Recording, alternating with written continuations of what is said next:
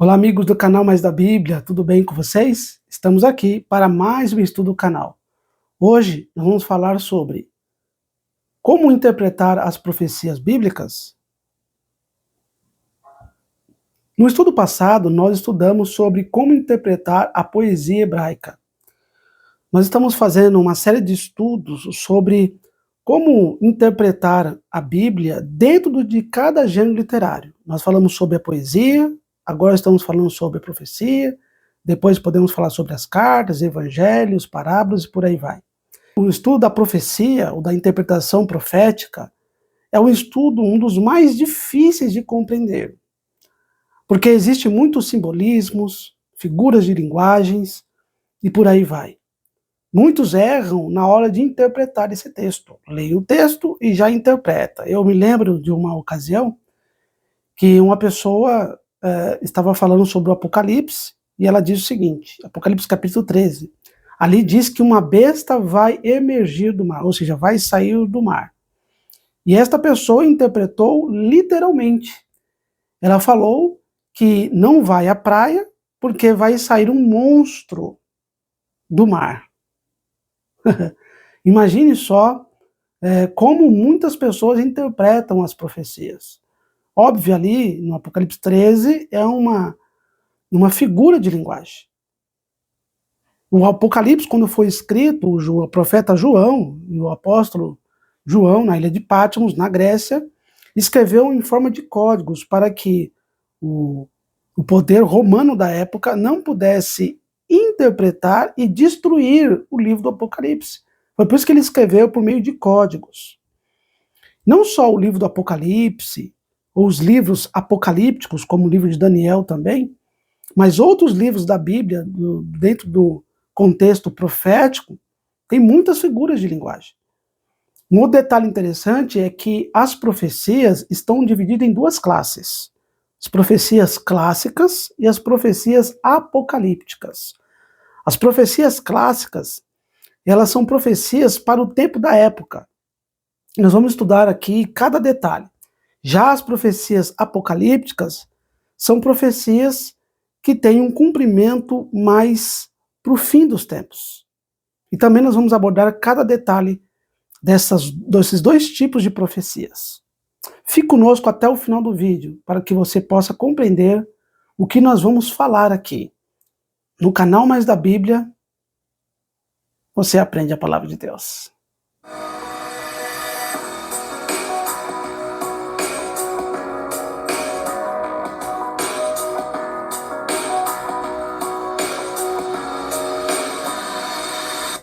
As profecias é uma maneira de nós olharmos para o passado, o que aconteceu no passado. Vivemos agora, no presente, com fé e esperançarmos o futuro, ou um futuro melhor. Para isso serve a profecia. A profecia, ela tem essa questão da linha do tempo, passado, presente e futuro.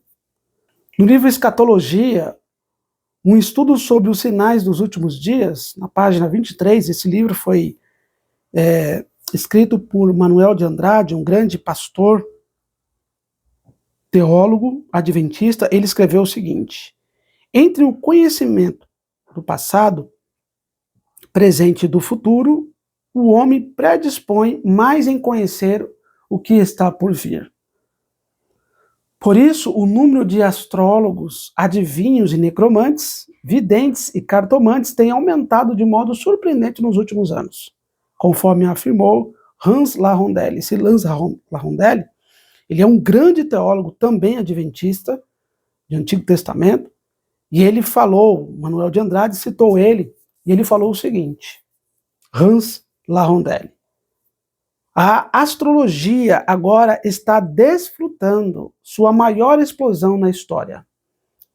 Não poucos buscam conselhos sobre o futuro pessoal ou político dos adivinhadores ou médios renomados. De fato, as pessoas, para descobrir o que vai acontecer no futuro, vão a adivinhos, médios, cartomantes.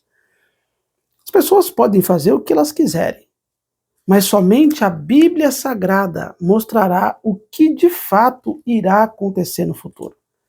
Como eu disse no início, usando a ilustração daquele garoto que estava roendo as unhas, lendo aquele livro, ele teve curiosidade, foi ao final do livro e viu que o seu herói preferido venceu os bandidos. O nosso herói preferido, Jesus Cristo, venceu o inimigo das almas, Satanás.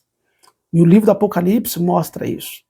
Embora as coisas estão cada vez pior, no final, tudo acabará bem para aqueles que creem em Jesus e vivem segundo a sua palavra. Louvado seja Deus por isso. O que significa o termo escatologia, de acordo com alguns textos bíblicos? O termo escatologia vem do grego eschatos, que significa última ou último, e logos, palavra, estudo. Escatologia, a definição é o estudo dos últimos dias ou das últimas coisas. Então, de acordo com esses textos, primeira carta de Pedro, capítulo 1, verso 20, e 1 João, capítulo 2, verso 18, que aparece esses termos últimos, ou últimas coisas, demonstram que escatologia significa o que vai acontecer, as coisas que irão acontecer nos últimos dias. Um ponto interessante, amigos, que vale a pena aqui destacar é o seguinte, que mesmo que exista um tipo de abordagem dentro de um gênero literário, por exemplo, nós falamos no estudo passado sobre a poesia hebraica. A poesia hebraica é os livros que predominantemente falam, Jó, Provérbios, Eclesiastes, Salmos, mas ainda assim a poesia hebraica está dentro de outros gêneros literários. A gente não pode engessar um gênero literário. Mesmo que seja um predominante, pode ter ali uma mistura de outros gêneros literários também. Por exemplo, se você for lá para o livro dos Evangelhos, que é o gênero literário narrativo, você vai ver ali, você vai encontrar poesia. Por exemplo, o Cântico de Ana, o Cântico de Maria. Ali a estrutura do livro é poético, não é uma prosa. Uma prosa é uma escrita corrida, mas a poesia, a estrutura poética, ela tem uma estrutura um pouco mais estreita e tem ali figuras de linguagens, acrósticos e por aí vai. Então perceba que mesmo que um gênero literário seja predominante, não impede de ter outros gêneros dentro dele também. Assim é também a profecia. A profecia, por exemplo, as profecias clássicas, o livro de Isaías, o livro de Ezequiel, pode conter ali um pouco de prosa, um pouco de poesia, um pouco de profecia. Então a gente tem que saber entender essas questões. Existe o gênero literário predominante, que predomina, mas dentro dele pode ter outros gêneros literários que coadunam e que dialogam com o gênero predominante. Ok? Isso é bom nós destacarmos para não ficar assim algo engessado. Só se for profecia, tem que ser só profecia, não. Às vezes pode ter algum outro gênero que pode ali dialogar com o gênero profético. Tudo bem até aqui? Vamos avançar. Bom, agora aqui vamos diferenciar os dois tipos de profecias. A profecia clássica e a profecia apocalíptica. A profecia clássica, está aparecendo aí na tela para você, caracteriza por um cumprimento condicional, ou seja, essa profecia para se cumprir depende de uma condição. Se o povo fizer tal coisa, fizer a vontade de Deus, ela se cumprirá. Existem também períodos de tempo literais e longos, como 1260 dias ou anos. Estão os textos bíblicos, aí depois você pode comparar. 70 semanas, 2300 tardes e manhãs, tempos, metade de um tempo, e permite dupla aplicação. Então, a profecia clássica, ela tem estas características, que é condicional, tempo longo e literal, e permite também dupla aplicação. Então, a profecia apocalíptica caracteriza por um cumprimento incondicional, períodos de tempo curtos, como meia hora, 1 hora, 5 meses, aí tem os textos bíblicos para vocês compararem, simbólicos e uma aplicação única e singular. Por exemplo, incondicional, a volta de Jesus.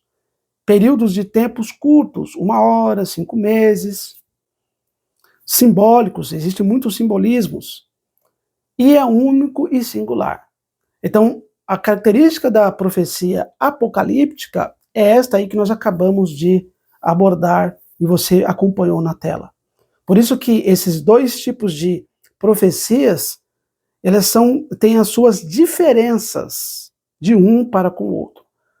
Os livros que mais abordam as profecias clássicas é o livro de Isaías, o livro, vou colocar de Isaías a Malaquias, mas aí dentro desses livros, tanto os profetas maiores como os menores, dentro do profeta maior você tem um Apocalipse, que é o livro de Daniel. Zacarias também tem a sua parte histórica, a sua parte clássica, mas também tem algumas questões ali apocalípticas, o livro de Zacarias.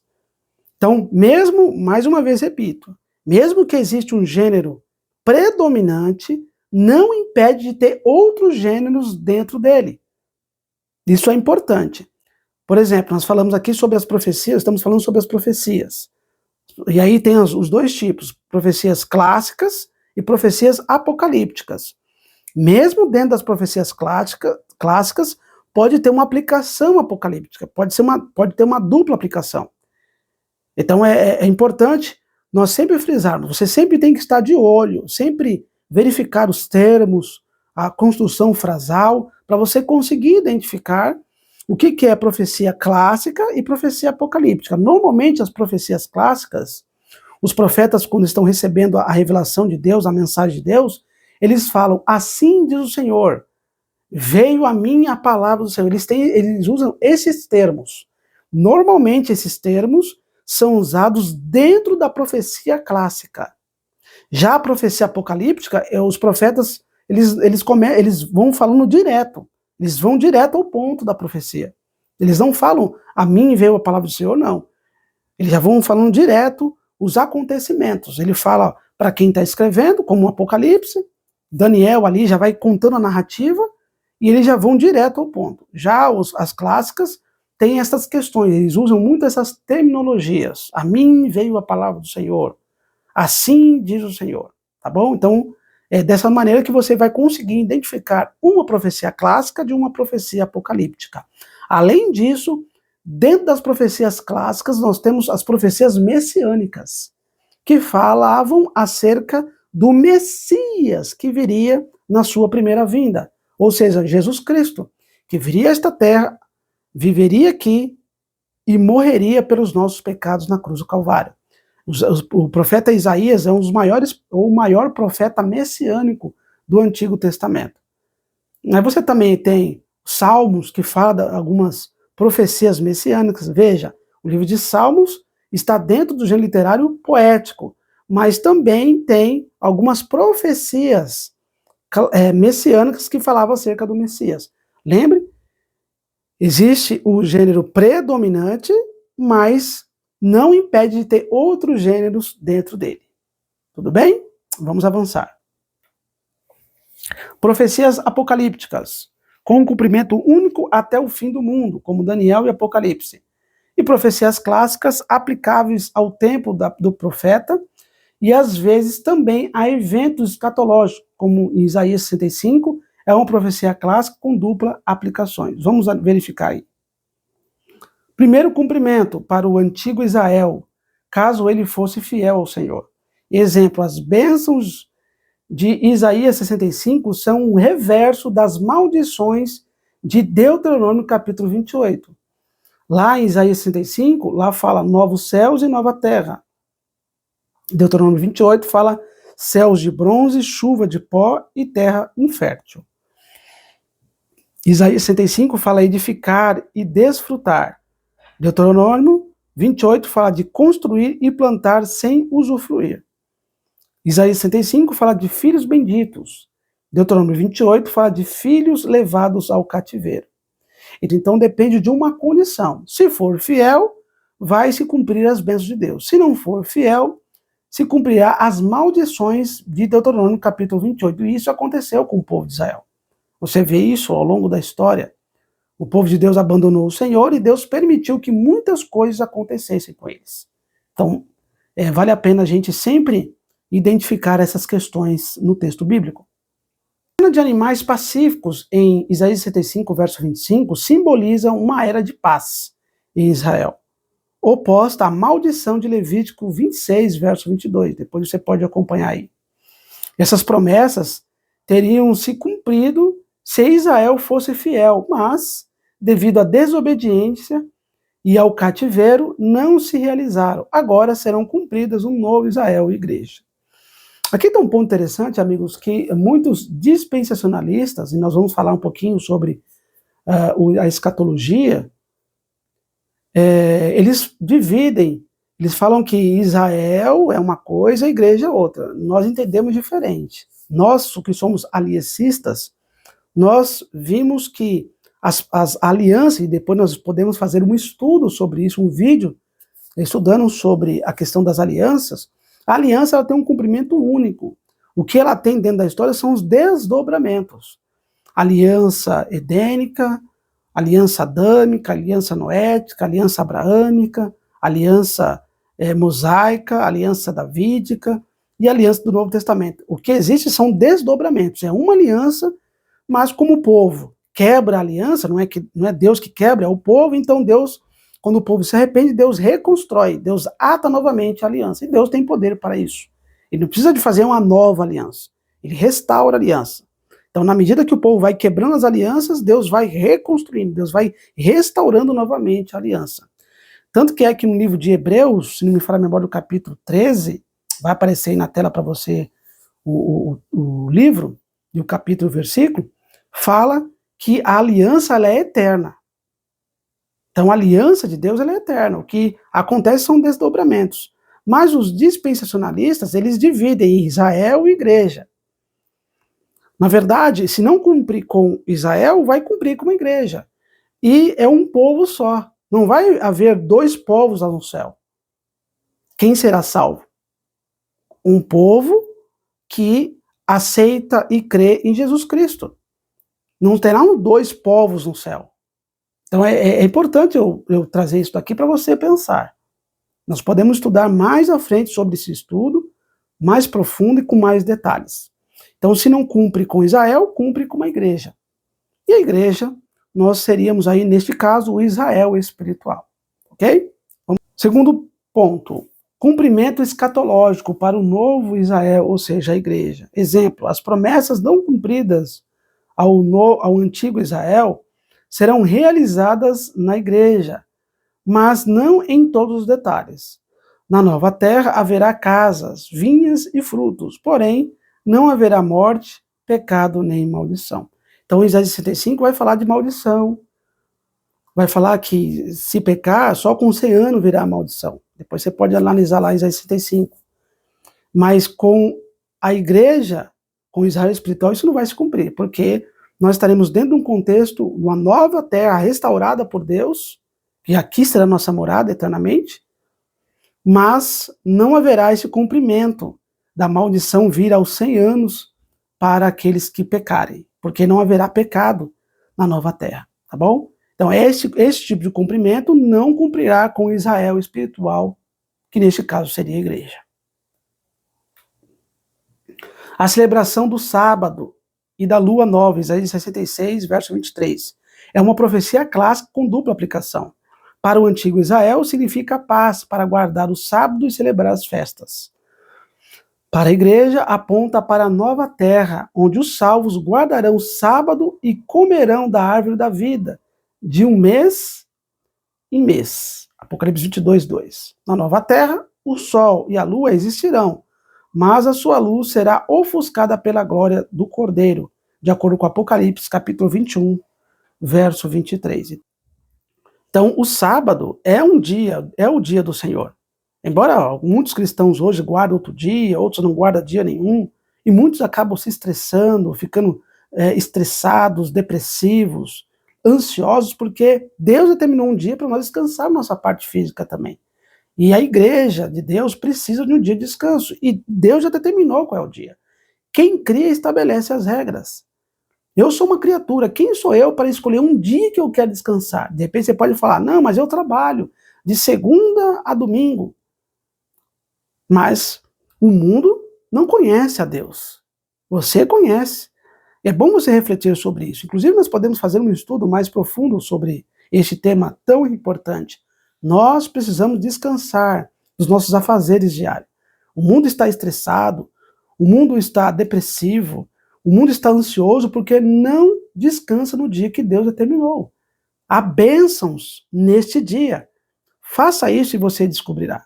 Nós podemos fazer um estudo mais a fundo, mais profundo sobre esse tema. Ok? No Antigo Testamento, a doutrina da escatologia é a vinda de Yahvé. Os profetas mencionavam várias vezes a expressão naqueles dias, nesse tempo, o dia de Yahvé, e outras expressões parecidas, de acordo com esses textos que aí aparecem na tela. Então, existiam alguns tipos de escatologia para naquele tempo do povo de Israel. Esses termos, naqueles dias, no dia do Senhor, é um tipo de escatologia para o povo de Israel. E quando Jesus veio, isso se cumpriu. Se cumpriu o que os profetas falavam. Na Bíblia, há pequenos apocalipses.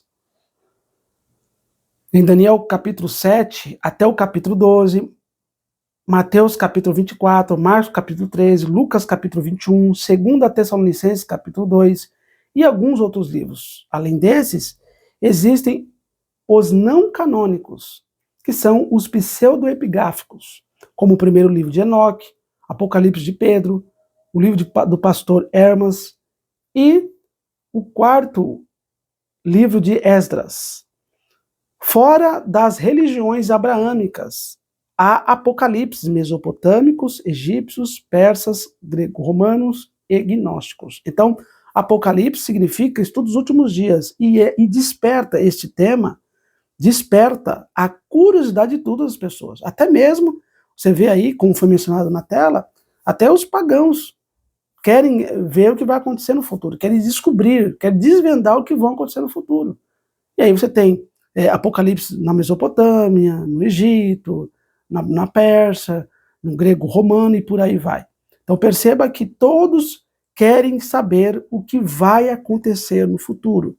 Mas a Bíblia é a fonte mais segura do que Deus revelou por meio deste livro.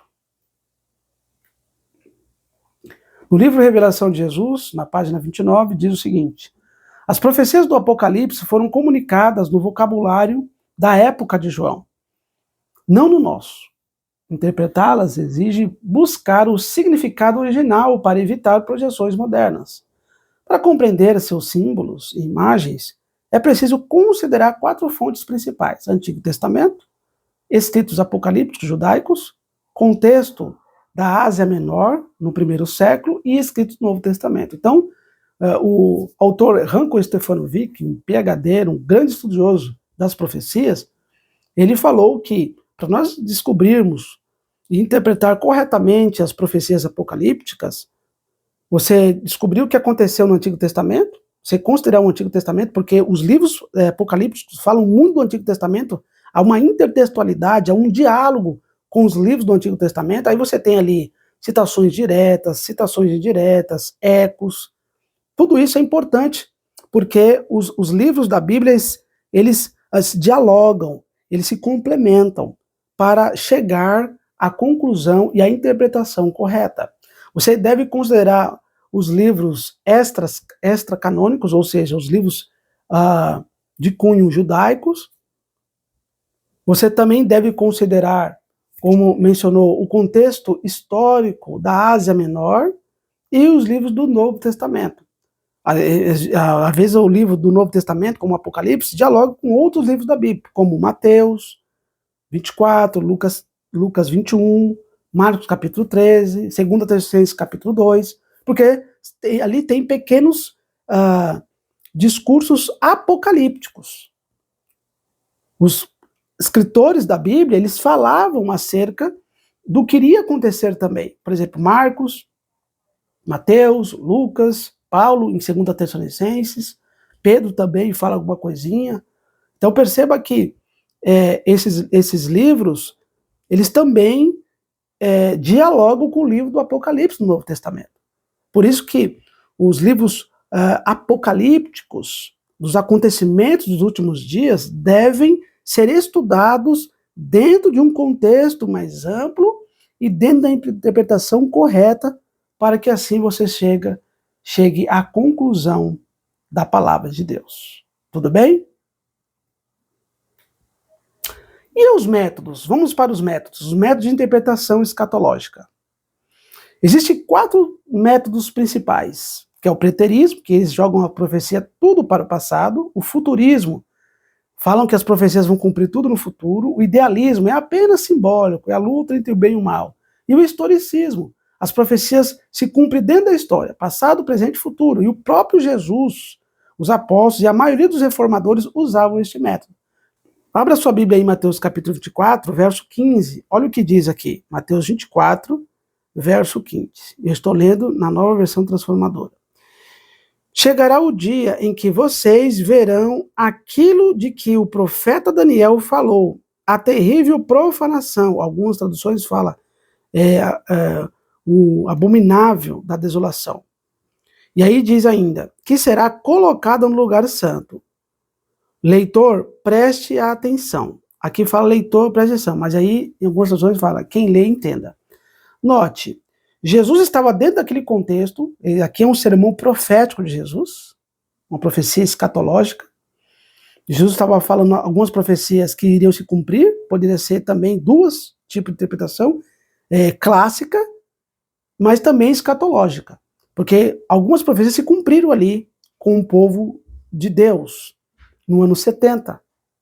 Ali, Jesus estava aqui no ano 31, e no ano 70 algumas profecias se cumpriram. Mas tem profecias também escatológicas para os últimos dias, ou seja, nos dias que nós estamos inseridos. E aqui no verso 20, capítulo 24, verso 15, Jesus falou, e lógico que este método historicista é um método moderno hoje. Antigamente não tinha, esta época não tinha questão preterista, futurista, não. Lógico que, na medida que a ciência vai avançando, os estudos linguísticos vão avançando, os estudiosos vão descobrindo os métodos. Mas o princípio está aqui, no verso 15 de Mateus 24. Jesus fala de uma profecia que Daniel, no passado, tinha falado. Jesus está no presente, falando de algo que Daniel tinha falado no passado, de algo que aconteceria no futuro. Tanto no futuro próximo, no ano 70, como nos últimos dias também. Então perceba aqui que nós vimos a profecia dentro do contexto passado, presente e futuro. Jesus no presente, falando algo do passado e que iria acontecer no futuro. Então, nós vimos aqui o princípio do método historicista. Aí você vê aí os apóstolos falando, existem várias profecias que falam sobre este método, você vê os reformadores e por aí vai. Este é o método mais seguro de interpretar as profecias, passado, presente e futuro. Dentro deste método de interpretação escatológica ou apocalíptica, nós temos 3 que falam sobre a volta de Jesus. Existem os pré-tribulacionistas, os mesotribulacionistas e os pós-tribulacionistas. O que significa isso? O pré-tribulacionista ensina que Cristo virá antes da grande tribulação para arrebatar secretamente a igreja, livrando-a do tempo de angústia. Essa visão é comum entre grupos de especialistas, mas não encontra base bíblica clara e surgiu apenas no século XIX. Então perceba, é uma interpretação nova, porque os reformadores não viam desta forma. A maioria dos reformadores, dos grandes estudiosos da igreja, eles eram pós-tribulacionistas. Então esta visão é uma visão, eles pincelam alguns textos, distorce os textos e faz uma aplicação para os tempos atuais. Mas isso não é verdade. Se você analisar os textos bíblicos, você vai ver que o pré-tribulacionismo não é o melhor método da questão da grande tribulação. Jesus vai voltar antes, depois ou no meio. Os textos mostram que Jesus vai voltar depois da grande tribulação, e nós vamos ver daqui a pouco. Vamos para o segundo método da tribulação, que é o meso. Defende que o arrebatamento ocorrerá no meio da tribulação. A igreja enfrentaria partes das dificuldades, mas não as pragas finais. É uma posição intermediária, pouco difundida, mas ainda presente em alguns círculos cristãos. Então, alguns cristãos, algumas igrejas, algumas denominações cristãs abraçam este tipo de interpretação escatológica. Que Jesus vai voltar no meio da grande tribulação. Passará por algumas dificuldades, mas não todas. Mas vamos para o último método, o método pós-tribulacionista. Afirma que Cristo voltará depois da tribulação. A igreja atravessará este período, mas será sustentada por Deus. Aí você tem vários textos bíblicos. Coloquei alguns aqui, mas você pode ver vários outros textos e comparar. Esses textos afirmam que a vinda de Cristo acontece após a tribulação, de forma visível e gloriosa. Vamos ver essa questão do se existe mesmo arrebatamento secreto. Abra aí sua Bíblia em Mateus 24, a partir do verso 37, que diz o seguinte: quando o Filho do Homem voltar, será como, olha a preposição, será como. Então está fazendo uma comparação, será como no tempo de Noé. Não é que vai ser no tempo de Noé, é como no tempo de Noé. Nos dias antes do dilúvio, o povo seguia sua rotina de banquetes, festas e casamentos, até um dia que Noé entrou na arca. Não perceberam o que estava para acontecer, até que veio o dilúvio e levou a todos. Assim será na vinda do Filho do Homem. 2 homens estarão trabalhando juntos no campo. Um será levado e o outro deixado. 2 mulheres estarão moendo cereal no moinho. Uma será levada e a outra deixada. Na mente de Jesus aqui, o Antigo Testamento, que é a história de Noé. Noé e os antediluvianos. A pergunta é, nesse contexto, a partir do verso 40, quem foi levado? Foi salvo ou perdido dentro desse contexto? O que você acha? E quem foi tomado pelo dilúvio? Estava salvo ou perdido? Então, olha só, é só observar o texto. 2 homens estarão trabalhando juntos no campo. Um será levado e o outro deixado. A pergunta é, levado por quem nesse contexto? Pelo dilúvio. E quem foi levado pelo dilúvio? Estava salvo ou perdido? Obviamente perdido, porque foi levado pelo dilúvio e depois deixado. Deixado onde? Dentro da arca. E quem foi deixado dentro da arca? Noé e a sua família. Então eles estavam salvos. E agora, quando a gente amplia o contexto, olha o verso 30 do capítulo 24 de Mateus, falando da volta de Jesus. Mateus 24 vai falar da volta de Jesus. Olha o que diz aqui.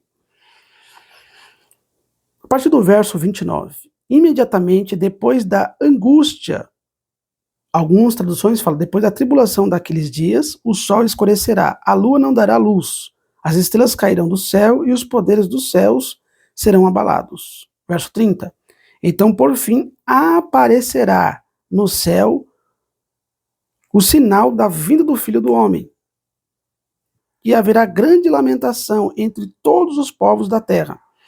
Eles quem? Os povos da terra. Eles verão o Filho do Homem vindo nas nuvens do céu com poder e grande glória. E o verso 31, ele enviará seus anjos com um forte sopro de trombeta e eles reunirão os escolhidos de todas as partes do mundo, de uma a outra extremidade do céu. Olha que detalhe interessante, amigos. O contexto mostra que a volta de Jesus não será secreta. É só olhar o contexto.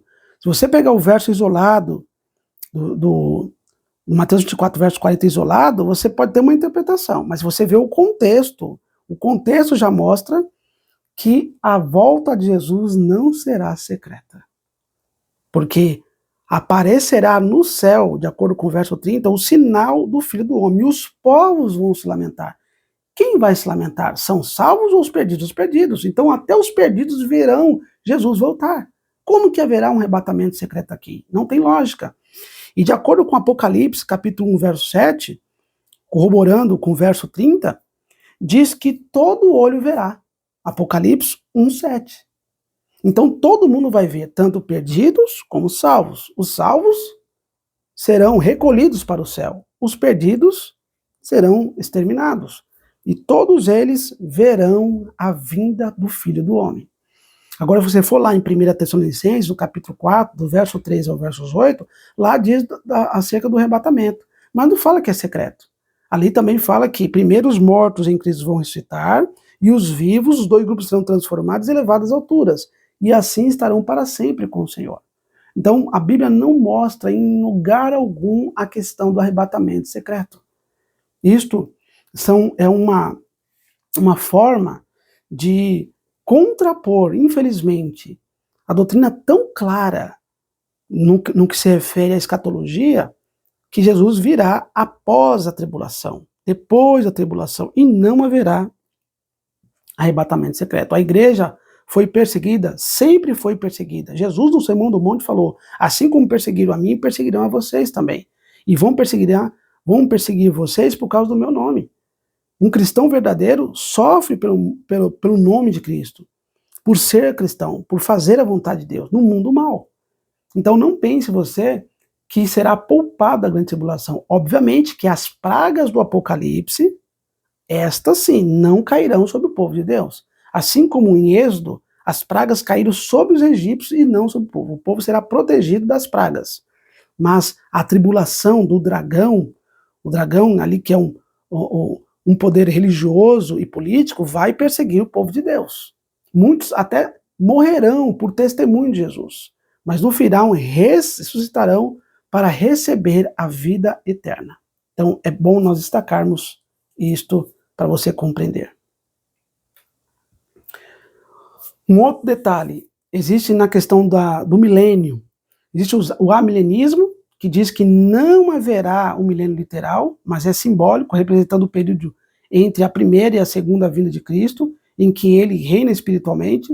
O pós-milenismo, Cristo voltará após o milênio, entendido como era de ouro, fruto do triunfo do evangelho e da ação da igreja. E o pré-milenismo, Cristo voltará antes do milênio e após a grande tribulação. Este pré-milenismo é o método que mais tem base bíblica. Jesus voltará antes do milênio e após a grande tribulação. Então, no final, depois que acabar a grande tribulação, Jesus volta. Finalzinho da grande tribulação. Leva a igreja e começa o milênio nos céus. E depois a gente pode estudar um pouco mais a fundo sobre esse tema. Tem uns textos bíblicos aí que está aparecendo para você, e você pode tirar um print e estudar com mais detalhes. Então, muito bem, então para finalizar, nós vimos aqui alguns métodos de interpretação escatológica, ou apocalíptica. Nós vimos 4 principais. Nós vimos o idealismo, preterismo, futurismo e historicismo. E nós percebemos aqui que o historicismo tem mais base bíblica. Dentro da questão da tribulação, nós temos o pré-tribulacionismo, o mesotribulacionismo e o pós-tribulacionismo. E nós vimos que o pós-tribulacionismo também tem mais base bíblica. E na questão do milênio, nós temos o amilenismo, que não haverá milênio, aí Jesus vai reinar apenas espiritualmente. Nós vimos o pré-milenismo, Jesus vai voltar antes do milênio, e o pós-milenismo, Jesus voltará depois do milênio. Então, dentro desse contexto do milênio, o pré-milenismo é o que tem mais base bíblica. Jesus voltará antes do milênio. Depois que ele levar a igreja, aí começa o milênio nos céus, e depois a nova terra, quando ele descer com a cidade santa aqui para esta terra, e será restaurada pelo poder de Deus. Então espero que o estudo de hoje tenha sido revelador para você. Continue estudando. O estudo das profecias não são tão fáceis assim. Você deve estudar, recorrer a livros de estudiosos e teólogos comprometidos com a palavra de Deus. Depois eu posso deixar aqui para você alguns livros que você pode consultar e estudar sobre a questão da escatologia, para que assim você possa compreender e tomar uma decisão ao lado do método mais importante no que se refere à escatologia e o estudo das profecias. Deus abençoe você e até o nosso próximo estudo. Tchau, tchau.